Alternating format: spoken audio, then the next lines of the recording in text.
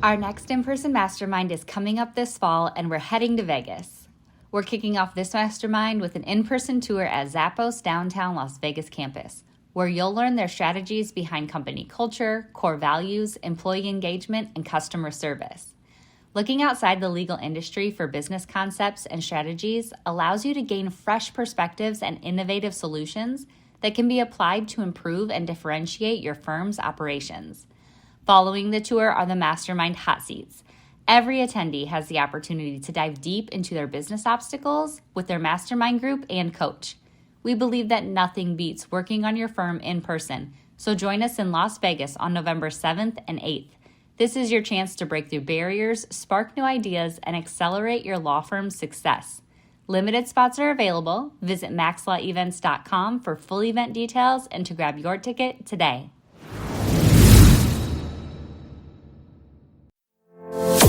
Run your law firm the right way. This is the Maximum Lawyer Podcast. Your hosts, Jim Hacking and Tyson Mutrux. Let's partner up and maximize your firm. Welcome to the show. Welcome back to the Maximum Lawyer Podcast. I'm Jim Hacking. And I'm Tyson Mutrux. What's up, Jimmy? Well, Tyson, we have a guest on this episode. We haven't had a guest in a while. We've been doing a lot of solo episodes, so I'm really excited. And she has a really interesting product that she's going to talk to us about, and website, and a whole approach to making lawyers better. So I'm excited. You want to go ahead and introduce her? Yeah, I'm really excited because it's a really cool product. So it's a really exciting thing. But Nicole Clark is our guest. She is a business, litigation, and labor and employment attorney who has handled litigation in both state and federal courts. She's worked, I wanted to say yuck when you said federal courts because it just dealing with federal courts, but we have several cases in federal courts. But she's worked at a variety of law firms ranging from mid-sized litigation boutiques to large firms and is licensed to practice law in 3 different states. She has defended corporations and employers in complex class action and wage and hour disputes, as well as individual employment matters ranging from sexual harassment to wrongful termination. Additionally, Nicole is the CEO and co-founder of Trellis Research, and that's what we're really excited to talk about, a legal analytics platform that uses AI and machine learning to provide litigators with strategic legal intelligence and judicial analytics. It's cool. It's very cool. Nicole has an intuitive understanding of technology and is deeply committed to helping lawyers leveraging technology to gain a competitive advantage and achieve more favorable outcomes for their clients. Nicole, welcome. Thanks so much. Great to be here. Nicole, why don't you go ahead and tell us a little bit? Tyson gave us a little bit of your background, but I'd love to hear about lawyers that end up doing something other than like being full-time lawyers. So why don't you walk us through a little bit how you got to where you are right now? Yeah, absolutely. So as Tyson mentioned, I did a lot of employment, litigation. I was in state court constantly. And I think for years, I just couldn't believe how difficult it was to access state court data. That here we were sending around emails, asking for intel on judges that we were appearing before, and trying to find out, as simple as pulling up the docket of your case and going through a county court website to try to do so and all the hurdles there. And I couldn't believe that there wasn't a single source of truth for the U.S. state trial court system. And so born out of that frustration was me complaining to, the only engineers that I knew. And we started coming up with a solution that really I used in practice for a number of years, mining data from the courts that I was appearing in. And then it dramatically changed my practice. Saw that this was just a huge opportunity that other attorneys needed to have access to as well. And so that's really what we do now. Trellis is a research platform for the state trial court system. So I kind of like to think of us as the way you might think of PACER for federal trial courts, a single system, except far more intuitive with a lot of analytics as well. But you never have to go to a county court website again. And you can search across the states and across filed documents by the body and text of the documents rather than only by, a case number. I wonder what was like the guiding factor that you were like, I've got to create this product. Like what was it that triggered? Like, was there some trigger that said, I've got to do this? Yeah, what was it? So in California, Judges release a thing called tentative rulings, which is before they rule on the record, the day before the hearing, they release basically a why for why they're going to grant or deny your motion. That the policy reason is it lets the attorneys go in and with their couple minutes before the judge the next day, the attorneys know what the judge is going to do, but it gives them what they should focus on in their 2 or 3 minutes when they get to talk to the judge. No one is collecting this data, or no one was collecting it historically. And this was like wild insights into the way judges think about all kinds of issues. And so this isn't something that's ultimately kept on the public record in California. It's released for that 24 hours and then taken down. And I was writing a big summary judgment motion one night, and I was complaining to one of my colleagues. It was a complicated issue. I wasn't sure how to structure the motion. I didn't know the judge. And he said that he thought he had appeared before my same judge previously on a similar issue. And we went back and we checked the internal file, and there was a PDF in that file, which was a ruling on my exact issue, same motion. And I could see exactly the way the judge thought about it. I could see the case law he preferred, how to organize the motion. I wrote it quarter of the time. I won. And for me, that was the light bulb of how is it possible that I didn't have access to this from the start? That there was all this data that was out there that wasn't being collected, that we have an industry with great resources and huge amounts of data, and we're not utilizing that data in the largest court system in the entire world. So really that for me sort of became this compulsion of this doesn't exist yet and it needs to. And sort of will it exist? Will we have unified access to state trial court data who can have strategic insights within 5-10 years? Yes. So let's do it. So I'm a little bit in awe of the monumental nature of this task. I mean, luckily in Missouri, we have a pretty good court system, the CaseNet system. It's really good. And I've spent some time on the Cook County, Illinois one of our website. favorites. Yep. It's got to be one of the worst. I love that expression, how do you eat an elephant one bite at a time? But this seems like a herd of 50 elephants, all with different predilections. And I would imagine, aren't there some states where it's even county by county? It's almost entirely county by county across the nation. It is a county by county effort for us, and it always has been. We are lucky enough to early on and continue to be venture backed. So we've had the resources to go after this, but it is a county by county effort. You are entirely right. And every way you can imagine it being different and difficult and separate formats, and there's no unification, no structure to the data. So we do all of that county by county and map it back to our structured system so that we can make it searchable, so that we can service analytics on top of it.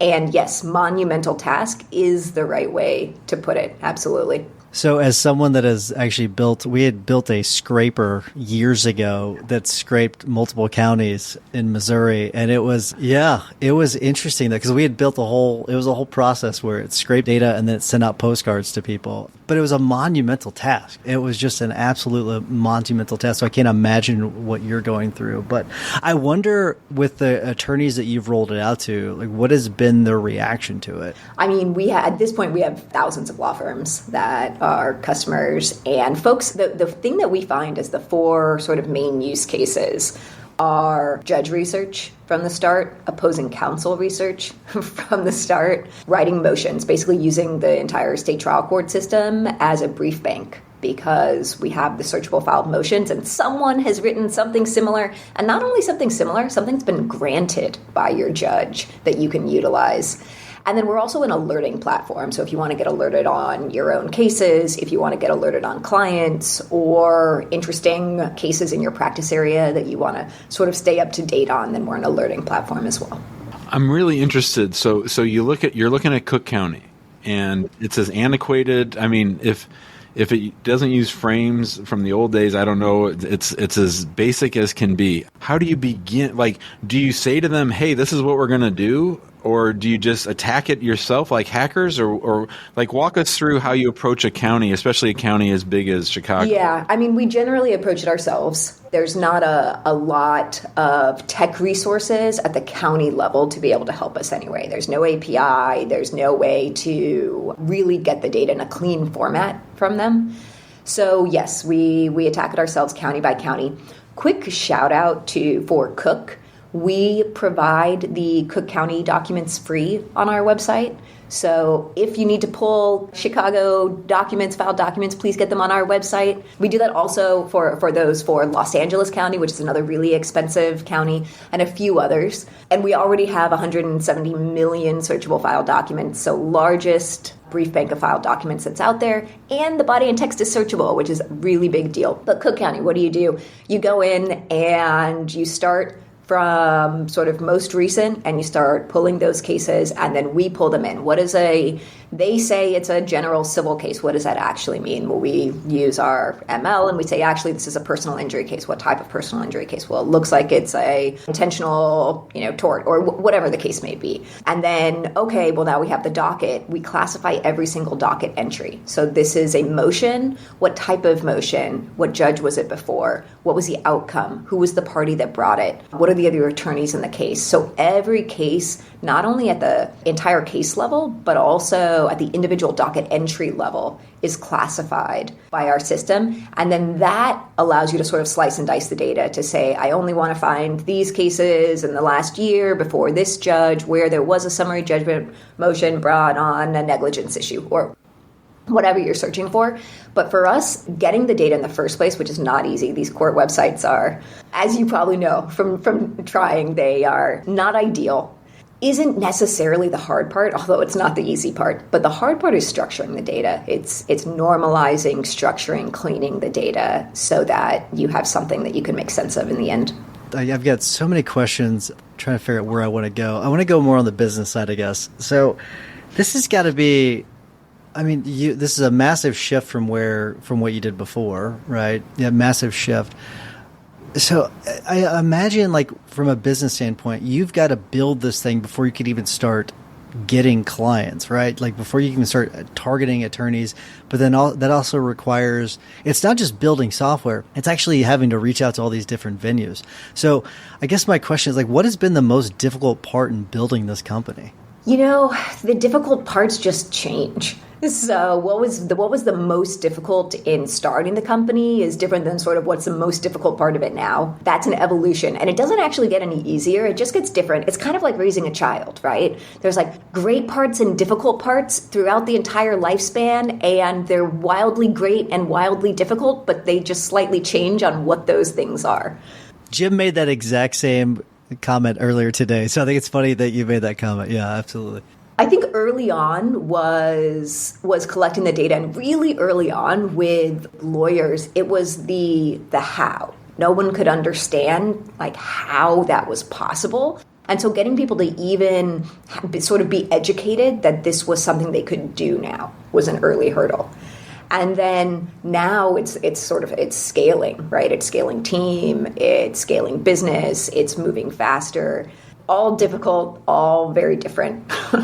There's a certain company that has had the market of Southwest Second reporters and F3rd reporters and all that stuff. I'm wondering if they've come into play at all, if they've approached you, or maybe you might not want to talk about this stuff, but I'm just wondering, it seemed like that company had such a lockdown on things for so long. I mean, I love how disruptive this is. Like, I just love it. I really do. Yep. And so I'm just wondering, like, what are the old stodgies saying about what you're trying to do? They don't say it directly to us. I think they're watching. The nice thing is we're not a rip and replace for them, right? The way we're thinking about it is let them continue to own Court of Appeals and above. That's great, and that information is valuable, but it's 0.3% of the data that's out there when you really look at the legal data, which is wild when we think about it, right? So the court system where everyone's practicing and where almost every court or every case goes to die, and 99.7% of cases get settled before they make it all the way to trial. So somewhere in that 1 to 3 year journey, never make it to trial, let alone to Court of Appeals. So we're the court system where everything actually happens, and we're happy to tackle that. And the truth is, they haven't tackled it because, there was a lot of reasons when I started the company for why I thought they hadn't done it yet. Turns out it's just incredibly hard, just wildly, wildly difficult. They're making money for their shareholders. They've got a lock on something already. And will they eventually consider buying someone who's done the hard work? Probably. But right now, let us do the hard work. And I think that's the way they're looking at it. And we're happy with that. Really owning the trial court system is where we want to be, whether that is for looking up individual cases, pulling documents, whether it is trends and analysis across the court, whether it's data via API. We want to own the trial court system, and that's really the goal. And I think we're doing a phenomenal job of marching towards that goal. Did you say 0.3%? Is that what you said? 0.3%? I mean, honestly, our minds can't even comprehend that number. Like that's fascinating. So I think we know the obvious ways of using the product, like, looking up motions and things like that. Are there some non-obvious ways of using it that we might not be thinking of? Oh, there's tons. Sometimes the way I think about it is you're only limited by how strategic you can think about doing your research. So whether it be opposing counsel is a great one. Let's talk about that for a second. So you can look up your opposing counsel's other cases. You can see how busy they are. You can see how often they actually take cases to trial. You can dig in and actually look at their dockets. When do they settle cases? Is it before MSJ? Is it after MSJ? Are they particularly busy right now? There's so many strategic ways to look at the data. You can look up expert witnesses and find, usually because we have the filed documents, a lot of times their testimony is attached as exhibits. You can actually see the way they've testified in the past. You can look up cases that have gone to verdict where they've testified. Were those high stakes cases? Were they low stakes cases? So there's so many different ways to sort of dig into this data in a strategic fashion. You can see attorney's fees. You can see some hourly rates for some of these firms. I mean, it's wild when you think about it. Think about almost any motion you can bring and the ability to get insights, not only from a high level, but on your opposing counsel and that particular motion, on the way that they've drafted motions related to this exact issue. Well, newsflash, they're likely using the same motion as a template.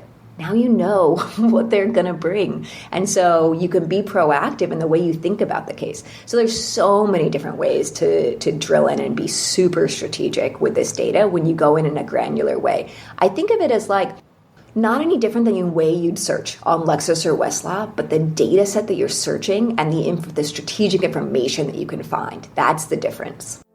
Are you ready to unlock your full growth potential both professionally and personally? The Guild, Maximum Lawyers' exclusive community of legal entrepreneurs, invites you to our upcoming in-person mastermind event in Miami, Florida.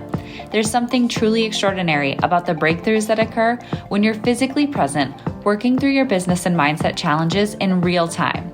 By attending our mastermind, you'll engage in deep discussions, share experiences, and receive expert guidance from our coaches and fellow law firm owners who understand the unique challenges and opportunities within the legal industry. This collaborative atmosphere fuels creativity, accelerates problem solving, and stimulates innovative thinking.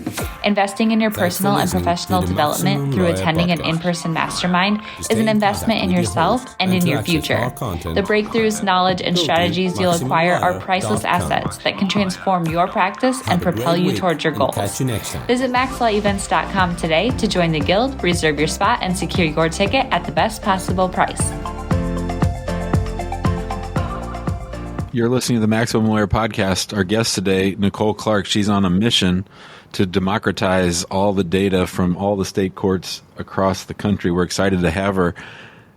I think we all heard the story about the little Chat GPT fellow, the lawyer that got into trouble with, having the computer do his brief. How do you think your data will be able to be incorporated into AI and sort of the future of legal advocacy? So, one, just to start with, that's that's just bad lawyering, right? It's like we can blame it on technology, but lawyers have been doing a bad job in citing cases that don't say what they say for lots of years. And so it's not that much different than what lawyers have been doing for a long time when they're not great lawyers or there are a lot of excuses for why that may happen, but it happens. What we're really excited for is you have AI, this incredible technology in generative AI, right? And right now, folks are utilizing it based on the large language models that are out there. So OpenAI, or basically think of it as pulling from the entire internet or sort of what the general folks know, which isn't the legal system. And so you're going to be so much more prone to get hallucinations when it doesn't have the answers. What's awesome about the possibility for generative AI with our data set is that we're not just, a chat on top of what you could get on GPT. We actually have a data set, and we have a data set that nobody else has.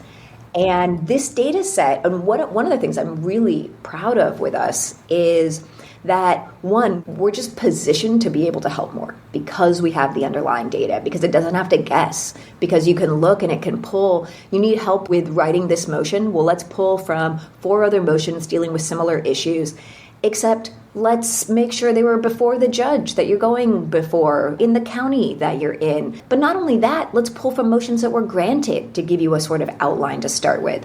So we're able to do that when other folks can't. And even folks that have Court of Appeals data, if you're practicing in trial court, those are great, structured, organized motions, but that's not exactly the way it works in trial court. And so having those trial court documents is huge to be able to provide real value to folks. And not only that, we ultimately won't be, and this gets into future and some of the stuff that we're building, but it's not just ask a question and you have to sort of trust the answer. With us, because we have this underlying data, we can give lawyers the confidence to say, well, Trellis, I want to see how you came up with this. And then we can source to the documents that were used in pulling some of this information or making some of these recommendations. And folks can dig in. So we get to sort of build trust with our customers instead of just asking for it and giving answers and they don't really know where those answers came from. And it might even take more work to check if those answers are correct. So I'm really excited because at our core, we're a data company and we have the data to give folks confidence. I've got the analytics. I've got the sample analytics report pulled up here that I downloaded from the website. And by the way, our buddy Judge Bourbonis is on here, Jimbo. I've got him pulled up, but yeah, you can pull up, active cases, average case length, the motion granted rate, verdict plaintiff versus defendant. I mean, the analytics that is in here, it's incredible. It's got a breakdown by case. This is such a cool thing. Really, really cool. I guess we're running short on time, but I will ask you, like what's on the horizon though? Because there's companies like that. Because what Jim was talking about too, the companies that shall not be named, like they do like to swoop in and buy these other companies. Like one of them just bought Case Text. I heard about that deal. Co-counsel. Yeah. Which I was actually very disappointed by. I was hoping that I was happy for the Case Text people, but I was disappointed that they are now under their umbrella. But I wonder what's on the horizon for Trellis. I think that, so certainly that, we've seen that and that is interesting. I do think that you're right that sometimes, and I think this actually can happen very often, if a large incumbent buys a fast-moving startup, that it can sort of grind things to a halt. And I hope that doesn't happen. And they were doing some really great stuff. And sometimes big players will continue to let folks operate independently and keep moving. And so we'll see what ends up happening there. But it is something that, we in the legal industry, the technology is moving now and folks are starting to adopt or at least be open in ways that, certainly we got primed. We got primed with COVID and we sort of were forced to embrace technology. And then now AI has come and we're being told that, our jobs are going to be replaced. And at the very least, folks are looking into this and saying, is this helpful in a way that they haven't before? Or should I feel risk in a way that they haven't before. And I think that's actually great for the industry because there are ways that it's going to massively benefit us to embrace some of this technology. And yeah, there are some parts of the job which should be automated at the end of the day. And we reposition some of the work that we do to bringing in more clients and other things that'll actually help, with a lifestyle and growing the business. But for us, we're focused on building an incredible product. And there's sort of, that is the North Star for us right now. And so exit opportunities, we'll see in the future. But right now, the focus is continuing to build a great product. And we're not even close to done yet. We currently cover we will be at 44 states by the end of this year. Thousands of counties, but we're going big. And the truth is we also enhance our data with a lot of additional data as well, verdict data and other pieces. And that's just going to continue as we grow. Even once we've got all 50, we'll then go federal, bring in that data, which is a nice structured data set, but let's own the entire trial court system. We're focused on the messy state courts right now, but ultimately we'll be going after federal data as well. And just continuing to grow and then build on our products for more and more, providing more and more value to attorneys. And I'll tell you, for some attorneys, particularly small firms, we are the primary research platform that they use. It also, because you see some of the, you'll see the motions and you'll see the Court of Appeals case law that's cited for your particular issues, you quickly know sort of what to get to. There's a lot of free Court of Appeals website data out there if you know what you're looking for. So there's all kinds of opportunities to benefit, especially SMBs that have they have different needs than some of the large players. And certainly we work with a lot of AM 100 firms as well. But we've got this incredible SMB base that is hungry and wants to work fast and wants to be efficient. And we're just excited to keep building for them. I mean, I really think that at the end of the day, you're really going to be helping the profession itself, because if you go to someone and say, Judge Bourbonis ruled against the position you've taken the last 3 times somebody made that's just going to make things easier and the whole thing's going to work better. Can you talk to us sort of on a granular level? Most of our listeners are solos or smaller firms. How does it mechanically work as far as the pricing and all that stuff? Yeah. So we really built for SMBs, and they can sign up without ever even talking to a human. But of course, we're here if you want to talk to us. Basically, you can go to our website, trellis.law/search, and start searching yourselves. What we find is when we give smart attorneys access to the data, they decide for themselves whether it's valuable for their firm, and that's going to be the best way to determine if we're the right product for you. So go on trellis.law/search, start searching for your cases or an opposing counsel, or sometimes I like to do fun searches, celebrities, Trump, you'll find so much, crazy information on there that even reporters don't usually have access to because it's locked in this court system that's been a black box for so long. And then once you're there, our pricing system at the SMB level, you can sign up for basically $100 a month and have access to the platform. We really try and stay where we're not cost prohibitive for SMBs. So we work on that. And if your firm is a little bit different and has different needs, maybe you're a 3-person firm, just reach out to us. We also don't charge by the seat. So if you have support staff that you want them to pull your judge analytics report every time you have a new complaint, we can get your whole team up and running. It's not by user seat. So definitely reach out to us. You can always request info at sales@trellis.law. We're happy to set up a demo, talk to your team, and get you set up with a trial to jump into the data yourself and then make sure it's the right fit for you. That's excellent. For anyone that is interested, you can go to trellis.law and go through the tour. There's a really cool tour that will show you how to use it. It's great. So highly recommend it. We are going to wrap things up. Before I do, I want to remind everyone to join us in the Facebook group. Just search Maximum Lawyer in Facebook and you'll find us. And then if you want a more high-level conversation, join us in the guild. Go to maxlawguild.com. And then while you're listening to our tips and hacks of the week, if you don't mind leaving us a 5-star review, we would greatly appreciate it. Jimmy, what's your hack of the week? So my hack of the week is this great platform. It's called Trellis, and it lets you search for. No, I'm teasing. Although it certainly does sound great. I'm very excited. I'm very, very excited. I'm going to play around with it for sure. Nicole, I'm going to ask you from a selfish point of view. Everything I do is in federal court. So the sooner you guys get into federal court, the better, because Pacer is literally the same that it was. I know. As when I was in law school in 1997. So it's literally the same. I used Pacer before I went to law school. It's the same. It's funny because the Pacer for the trial court system has been told to me by other attorneys, and every time I wince a little bit, like, come on. Well, anyway, so my hack of the week is I've been revisiting The 7 Habits of Highly Effective People. It's a book that I haven't read since back then when I first became a lawyer.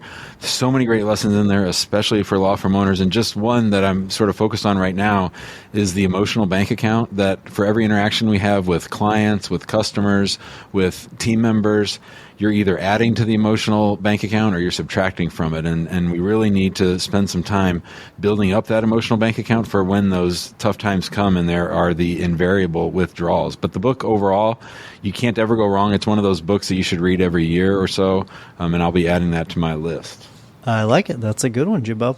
All right, Nicole. So we always ask our guests to give a tip or hack of the week. Could be a podcast, could be a book, could be a quote, whatever. So do you have a tip or a hack for us? I do. So I love this podcast. It's called The Knowledge Project with Shane Parrish, and it is phenomenal. There are coaches, huge business leaders. I mean, the folks that he has on are absolutely incredible, and I learn something new every single episode. Can't recommend it highly enough. I just typed it in, so I will check it out. I have not heard of that one, so I will check it out.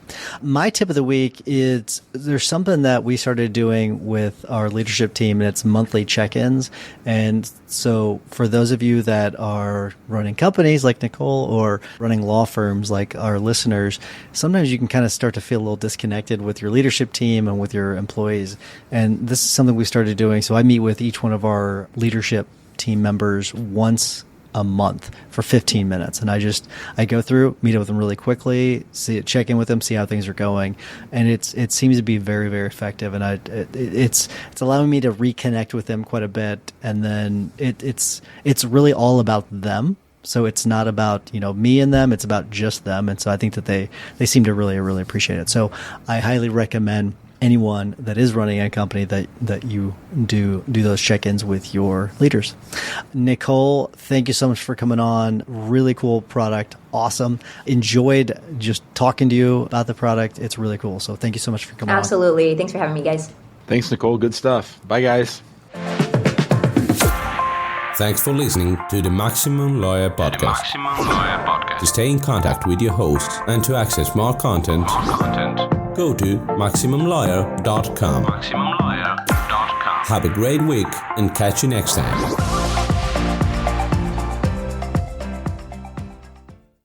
Before you go, have you heard Jim and Tyson talk about the Guild on the podcast or in the Facebook group? If not, you're missing out on some really exciting things happening with Guild members and their law firms. The Guild includes a community, accountability, trainings, group coaching, and in-person events like our quarterly masterminds. Inside, you'll gain support, tap into a network of connections, and continue learning, a common theme among successful entrepreneurs. Investing in a community is like the self-care of business ownership. Surrounding yourself with other people who get it is crucial when you're creating a rock-solid foundation to build your business on, one that's strong enough to withstand setbacks, transitions, and growth. So head to MaximumLawyer.com/the Guild to join now and get started today.